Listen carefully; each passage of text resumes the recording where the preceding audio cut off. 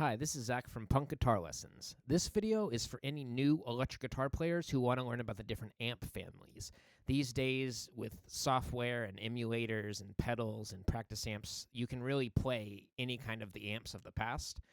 And so it's good to have a general understanding of all the different families that exist. We're going to use Amplitube to explore these couple different amp families. First thing to notice is that it's organized by distortion level. This is a very utilitarian, popular way to organize amp sounds. But this also corresponds with history, where the earliest amps, like 40s, 50s, 60s, were made to be clean. By the 70s and 80s, there's a baseline of crunch, so they're not so clean anymore, but they're louder and have some overdrive. And then by the 90s and modernly, amps are totally different, where now distortion is a built-in feature, whereas in the past that was seen as a bug, as something to avoid.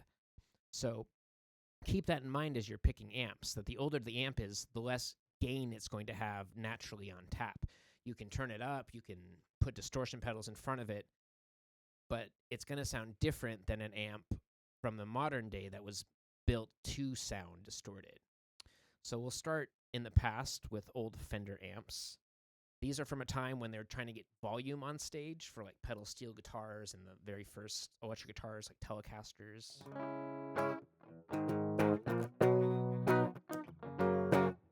It'll be a very basic sound. You can get some overtones depending on the actual model.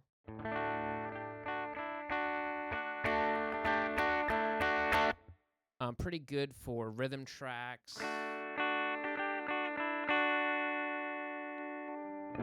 Very chimey sound.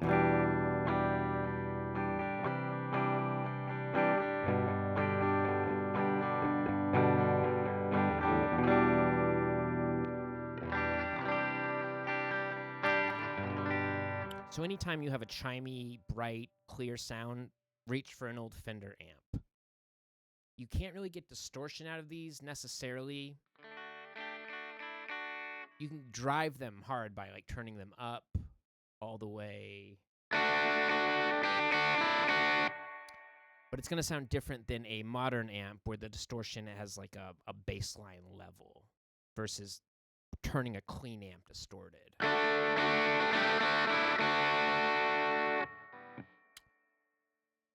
Let's move on to Marshalls. So Marshalls were made when a guy in the UK tried to make a Fender amp, but using UK parts.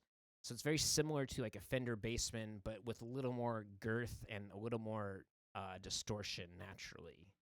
When it was made, things were already changing where distortion was starting to be desired.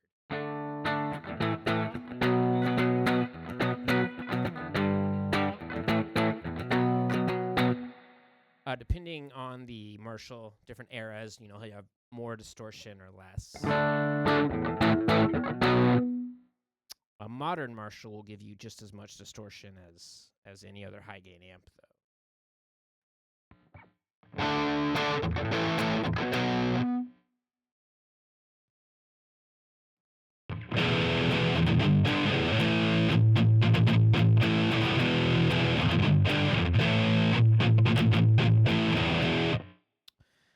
Speaking of high gain amps, lots of high gain amps to choose from these days. Many are modifications of other amps. So Soldano is basically like a hot rodded Marshall.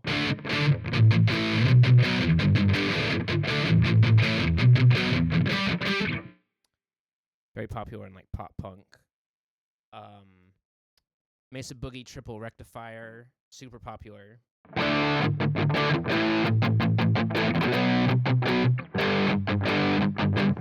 Basically a hot rodded Fender. Engel amps. This is like super metal amp.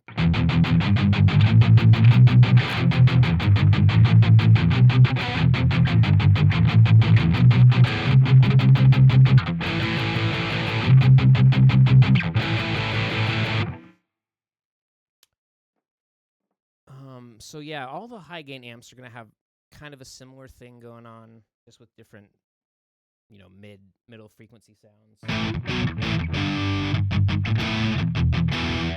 5150 Peavey is very popular in metal.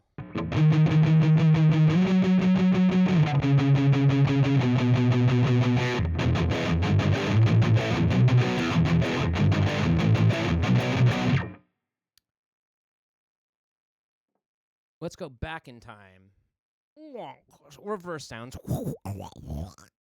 to orange. Orange amps to me sound kind of like a Marshall, like a modified Marshall, a little more mid-rangey of a Marshall.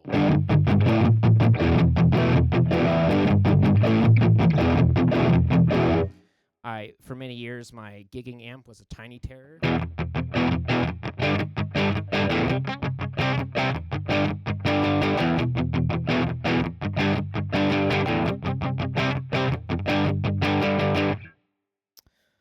Let's see if there's a Tiny Terror here. I think there is.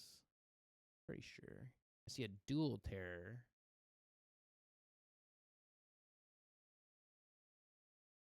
Anyway, it doesn't matter. All right, let's move on to Mesa amps that aren't triple rectifiers.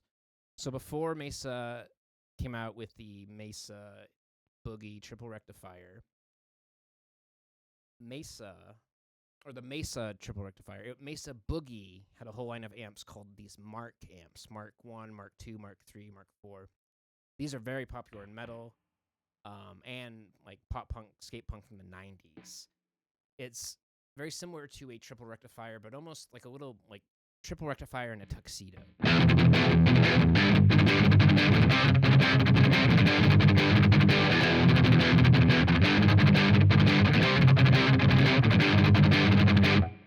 And obviously there's differences between the marks themselves.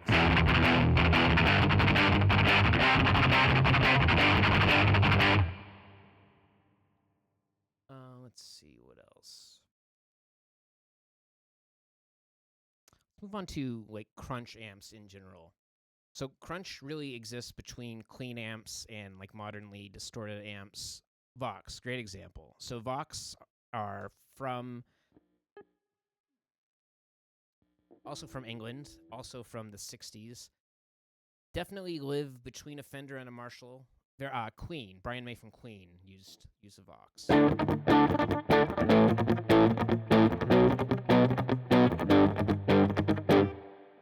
It can be very clean.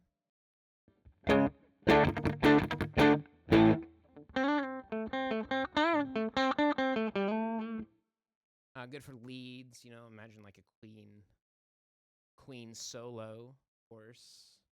See if we can hear a Vox with a little more in there.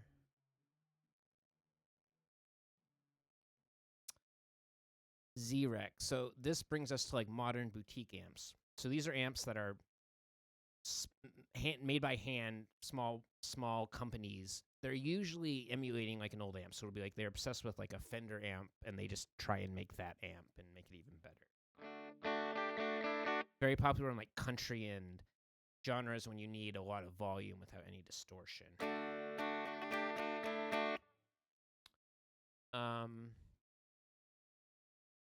Anything where here's a Brian May kind of Queen thing going.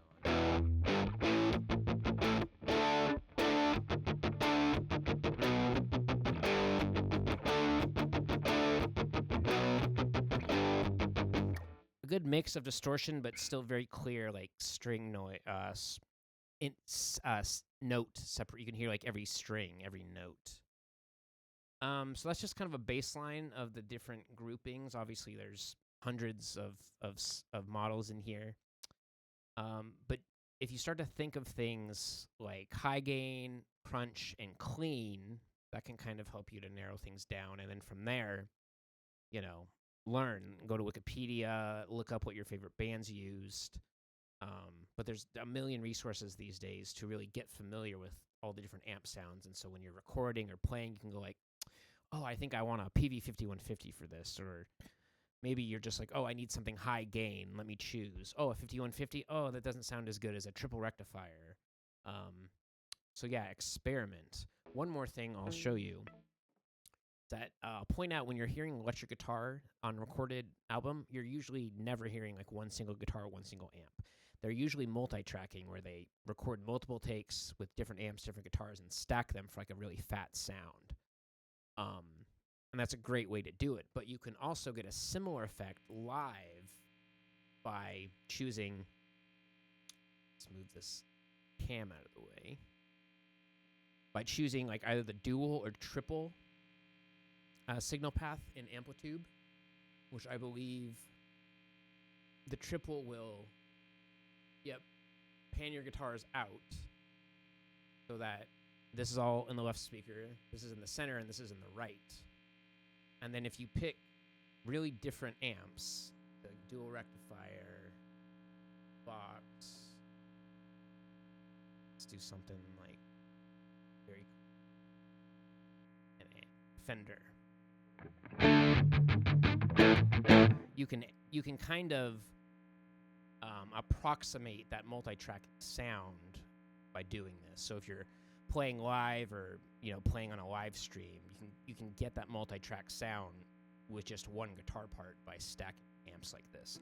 And this is very popular. Like live, you'll see bands doing this all the time. Like you'll see Blink-182 or Green Day. One of my 14 going through puberty for the first time. You see Blink-182 or Green Day, any kind of band like that, they're going to have multiple amps going. So like when Billy Joe plays something, you're hearing multiple amps so that it sounds thicker. So it sounds kind of like the multi-tracking that they did on the record.